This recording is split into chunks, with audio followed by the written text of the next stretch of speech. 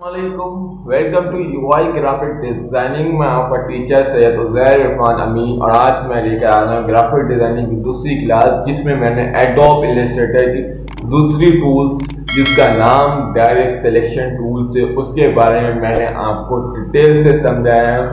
तो बिना time waste किए मैं आपको लेकर चलता हूँ अपने लैपटॉप के स्क्रीन पे। तो रेडी हैं?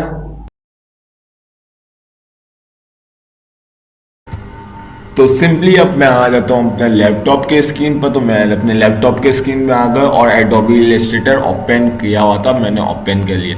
और आज हमारी क्लासेस और सिंपल डायरेक्ट सिलेक्शन टूल्स की क्लासेस है। मैंने सिलेक्शन टूल डिटेल के साथ आपको पहले लेक्चर में समझा चुका हूँ। जिसने मेरा वीडियो देखा नहीं तो आप जाकर मेरी वीडियो वॉच करें। तो अब मैं लेकर चलता हूँ अपने न्यू पेज की तरफ, न्यू पेज लेने की तरफ।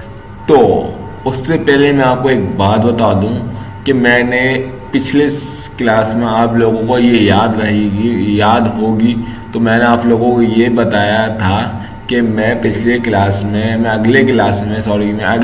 में आप लोगों को कंट्रोल जेड का इस्तेमाल बताऊंगा।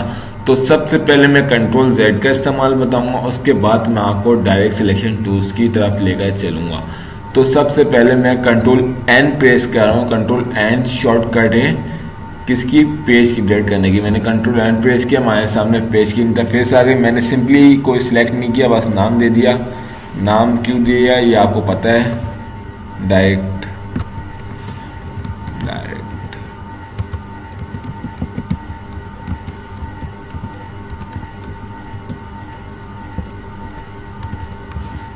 और मैंने सिंपली क्रिएट कर दिया डायरेक्ट सिलेक्शन टूल्स के नाम देकर। अब सिंपली कंट्रोल जेड, एक कंट्रोल जेड मतलब अंडो होता है और एक कंट्रोल शिफ्ट जेड होता है, वो रीडो होता है। अंडो का मतलब क्या है, अंडो अगर आप 8 डक्स बॉक्स बना लेते हैं, रेक्टेंगल बना लेते हैं, अब आपको एक एक स्टेप डिलीट करना है तो आप कंट्रोल जेड प्रेस करेंगे तो आप सिंपली आपका एक एक स्टेप डिलीट होते जाएगा। सिंपली मैं आपको करके दिखा दे रहा हूँ। जैसे कोई ऑब्जेक्ट मेरा गलत हो जाता है, मैं ये बना रहा हूँ, इसके अंदर ये बना रहा हूँ, ये बना रहा हूँ, ये बना रहा हूँ। मुझे समझ नहीं आया ना मैं डिलीट क्या करूँ। मैं सिंपली कंट्रोल जेड प्रेस करूँगा, वो मेरा एक स्टेप डिलीट करेगा, पिछले एक स्टेप डिलीट करते हुए लेकर जाएगा। जैसे मैं कंट्रोल जेड किया, सबसे पहले मेरा ये हिस्सा था तो मेरा ये डिलीट करेगा कंट्रोल जेड, फिर ये एक एक स्टेप कंट्रोल जेड आपका डिलीट करेगा। और कंट्रोल शिफ्ट जेड का क्या काम है, वो एक स्टेप बढ़ाएगा। जैसे मैंने ये सब डिलीट किया ना, अब आपसे गलती से ज़्यादा डिलीट हो गया, आप कंट्रोल शिफ्ट जेड प्रेस करेंगे, आपकी वो सारी चीज़ बनती रहेगी। बस मैं पिछले क्लास में ये बताना भूल गया था, जिसकी वजह से मैंने आपका ये वाली छोटी सी क्लासेस रखा। मैंने बोला नेक्स्ट क्लास में ज़रूर से बता दूँ कंट्रोल जेड का फ़ायदा। अगर खुदा ना खास्ता आपका कभी कोई चीज़ गलती से गलत बन गया तो आप कंट्रोल जेड प्रेस करेंगे तो एक स्टेप आपका डिलीट करेगा, और जिसे हम अंडो भी कहते हैं। और रीडो वो करेगा जैसे आप गलती से बहुत कुछ डिलीट कर दिए तो आप सिंपली कंट्रोल शिफ्ट जेड, घबराने की ज़रूरत नहीं, कंट्रोल शिफ्ट जेड आप प्रेस करेंगे तो ये एक स्टेप आपको रिकवर करके देगा। आपको घबराने की ज़रूरत नहीं है। आप सिंपली एडिट में आएंगे, एडिट में ये दिया हुआ है undo rectangle control Z, redo rectangle shift control Z आप दिया हुआ। तो अब मैं लेकर चलता हूँ आपको सिंपली डायरेक्ट सिलेक्शन टूल्स में। सिलेक्शन टूल्स और डायरेक्ट सिलेक्शन टूल्स दोनों एक ही टूल्स है, मगर आप लोगों का एक ही यही दिल चाह रहा होगा जब एक ही टूल से तो पढ़े किस वजह से, एक ही टूल से, मगर थोड़ी सी तब्दीली की वजह से एडोबी ने हमें डायरेक्ट सिलेक्शन टूल्स भी दे दिया है। तो सबसे पहला यूज़ मैं आपको बता दूं, डायरेक्ट सिलेक्शन टूल्स के जो शॉर्टकट की है वो ए है। आप किसी भी टूल्स में हो, जैसे मैं ऐसा पेन टूल में हूँ, अब मुझे जाना है डायरेक्ट सिलेक्शन टूल्स में, तो मैं सिंपली ए प्रेस करूँगा, ये मेरा डायरेक्ट सिलेक्शन टूल्स प्रेस कर देगा। सिंपली मैं अभी इसे हटा दे रहा हूँ। मैं आपको एक सिंपली रेक्टेंगल ले रहा हूँ, मैं शिफ्ट के साथ ड्रॉ कर रहा हूँ, मुझे दो की ज़रूरत है, मैं दोनों की यूजेस समझा रहा हूँ और ऑयल के साथ इसकी कॉपी ले रहा हूँ। और टेक्स्ट कर दे रहा हूँ डायरेक्ट।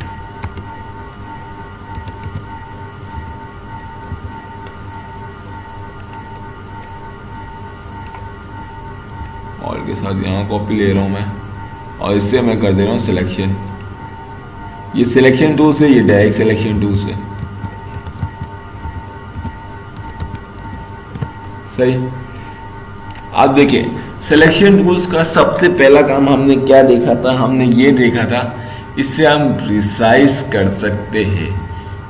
सिलेक्शन टूल को हम रिसाइज कर सकते हैं, जबकि हम डायरेक्ट सिलेक्शन टूल्स को रिसाइज नहीं कर सकते। अगर हम सिलेक्शन टूल सिलेक्ट करते और अपने ऑब्जेक्ट पर आते तो ये हमें रिसाइज हैंडल दे रहा है, मगर यही हम डायरेक्ट सिलेक्शन टूल इस्तेमाल करते हैं। और अब मैं सिलेक्ट करके नीचे आता हूँ, मुझे ये कोई हैंडल्स नहीं दे रहा, इसे हम रिसाइज नहीं कर सकते।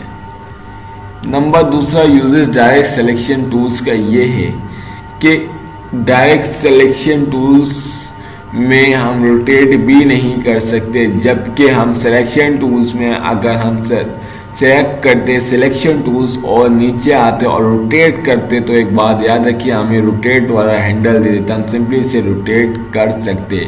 और यही चीज़ अगर हम डायरेक्ट सिलेक्शन टूल्स में करते हैं, हम सिलेक्ट कर लिए और आप रोटेट करना चाहते तो हमें रोटेट का कर्सर दे रही नहीं है।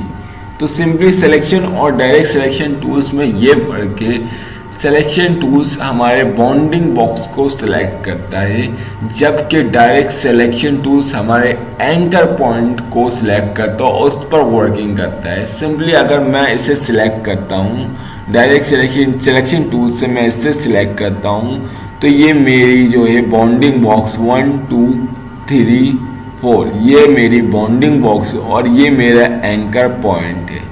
ये मेरा एंकर पॉइंट है, ये मेरी बाउंडिंग बॉक्स है, जो 1 2 जो सेंटर में बना हुआ मेरी बाउंडिंग बॉक्स है और ये एंकर पॉइंट है।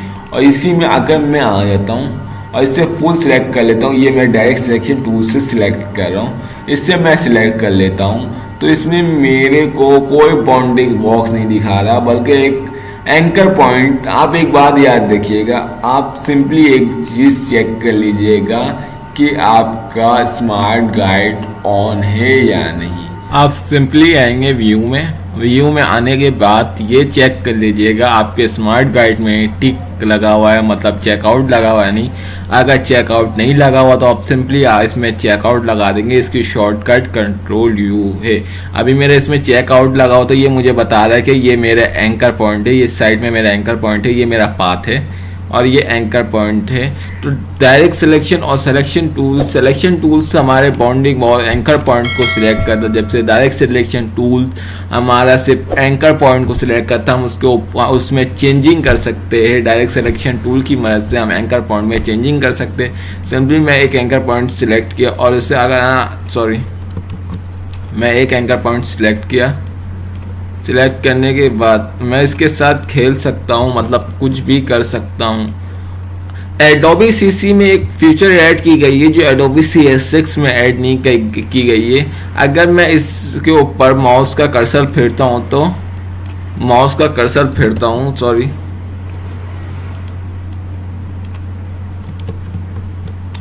मैं अगर इसमें माउस का अपना कर्सर फेरता हूँ तो मुझे ये एक तो इसमें सिंपल है 4 एंकर पॉइंट दे दिया गया है और इसमें एक सर्कल दे दिया गया है, या आप समझ लीजिए एक पॉइंट दे दिया गया है। ये अडोबी CS6 में ये फीचर ऐड की गई है। इसकी मदद से हम अपने रेक्टेंगल को राउंड कर सकते हैं, राउंडेड रेक्टेंगल बना सकते हैं। सिंपली मैं ड्रॉ करूँगा, ये मेरा राउंडेड में तब्दील कर देगा। अगर आप एक हिस्सा राउंडेड करना चाहते हैं तो सिंपली आप एक हिस्से पर अपने एंकर पॉइंट एक सिलेक्ट करेंगे और सिंपली आप जितना राउंड करना चाहे आप राउंड कर सकते हैं।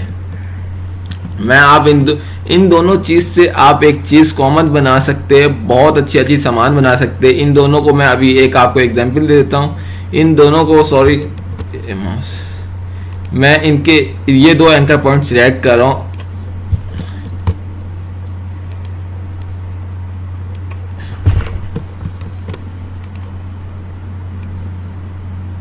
मैंने ये 2 एंकर पॉइंट सिलेक्ट किया और उसको राउंड कर दिया। अगर मैं इसको राउंड कर दिया और इसके पार्ट को मैं चाह रहा हूँ कि नीचे से भी बड़ा हो जाए।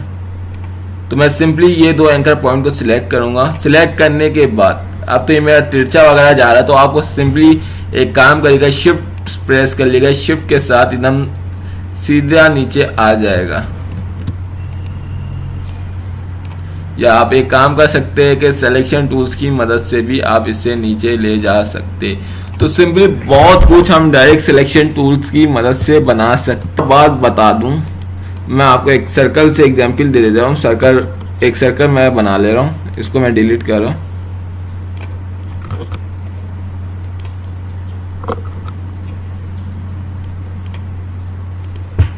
शिफ्ट के साथ मैं बना रहा हूं ताकि मेरा राउंड एकदम एक्यूरेट सर्कल बने। ये मैंने एक सर्कल ड्रॉ कर लिया।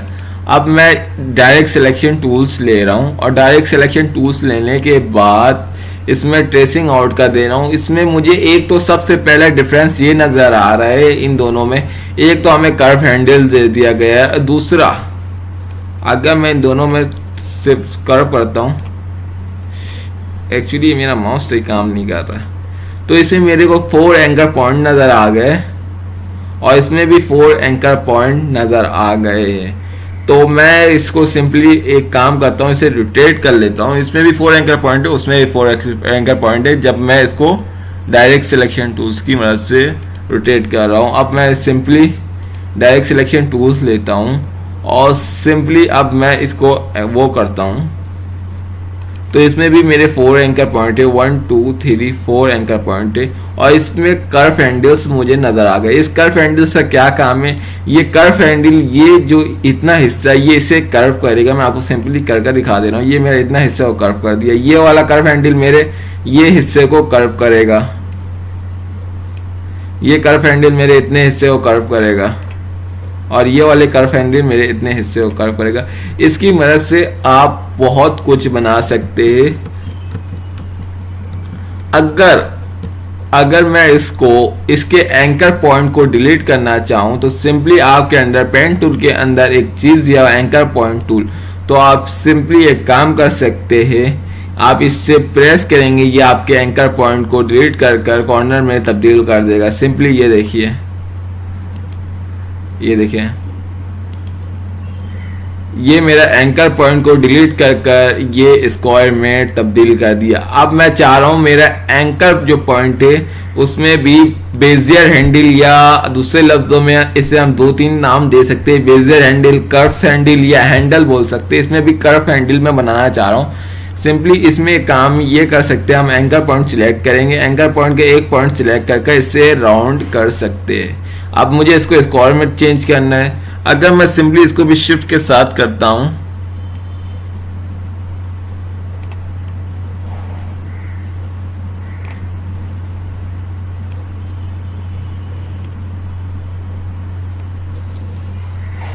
सॉरी,